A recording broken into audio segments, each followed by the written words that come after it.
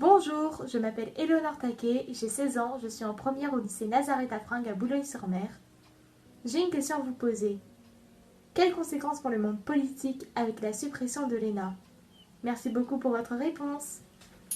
Bien, bonjour Éléonore. Alors moi je suis Pierre Mathieu, je suis le directeur de Sciences Po Lille et puis je suis aussi professeur de sciences politiques. Alors pour vous répondre Éléonore, votre question elle laisse à penser que l'ENA forme le monde politique, donc forme entre guillemets les politiciens. Et ça c'est faux. C'est-à-dire qu'en fait l'ENA, donc ça veut dire École nationale d'administration, elle a été créée en décembre 1945 par le général de Gaulle. Et la création de cette école, l'objectif de cette école était de former des hauts fonctionnaires, donc pas des hommes ou des femmes politiques, mais donc des personnes dont le but professionnel était et est encore très largement aujourd'hui de servir l'État, c'est-à-dire de gérer des administrations, les préfectures, d'être des diplomates, de travailler au ministère des Finances, etc. etc.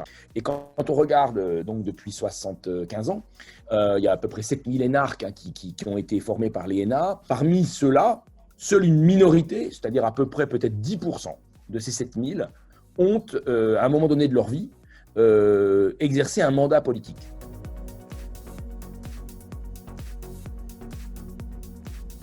On ne supprime pas vraiment l'ENA, enfin on supprime l'ENA, c'est-à-dire que le nom disparaît, mais l'école qui va remplacer l'ENA, qui va s'appeler l'Institut des services publics, est une école qui va continuer à former les hauts fonctionnaires. En fait, ils veulent regrouper 12 écoles de services publics. Donc, il y aura une espèce de cursus commun et de valeurs communes qui seront dispensées. Bon, c'est ça. Si on supprime l'ENA ou si on remplace l'ENA, c'est parce que le président de la République actuel a considéré que l'ENA était une école qui recrutait trop d'élèves de milieux très aisés.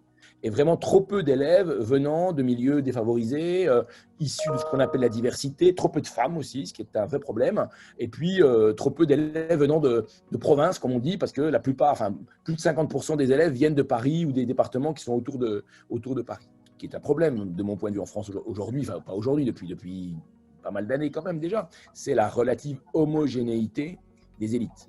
Donc, il y a une reproduction qui fait que ces élites ne sont pas véritablement bien au courant de ce qui se passe dans la totalité de la société française. Ils ne connaissent pas très, très bien ce qui se passe dans les provinces, dans les régions. Ils ne connaissent pas trop ce qui se passe dans les quartiers parce qu'ils en sont très rarement issus.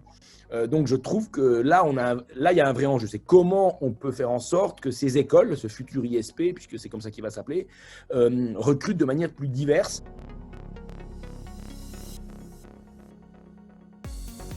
Il faut que les jeunes luttent contre l'autocensure. Le problème qu'on a aujourd'hui, c'est que beaucoup de jeunes, les gens ne savent pas que l'ENA existe, ou alors ils savent que ça existe parce qu'ils ont vu à la télé que Emmanuel Macron avait fait l'ENA, mais pour eux, c'est la planète Mars. C'est-à-dire qu'ils ne pensent pas que ce soit fait pour eux. Ils s'autocensurent, ils se disent non, j'y arriverai pas. Il faut travailler très en amont, comme on dit. C'est-à-dire qu'il faut vraiment bosser sur la réussite des élèves, leur ambition scolaire, bien avant le bac. Il faut, dès le collège, il faut leur expliquer qu'il y a des métiers super intéressants. Et tout ce travail, il faut le mener. Et c'est un travail, vous voyez, qui, comme on dit, c'est un travail très en amont qui commence. Bon, Éléonore, elle est en première. Donc, Éléonore, voilà, le message que je vous adresse, c'est que vous devez vous dire, si ça vous intéresse de travailler demain pour l'État, par exemple, et peut-être de faire de la politique, il faut vous dire que ce fameux ISP qui va se créer, c'est pour vous.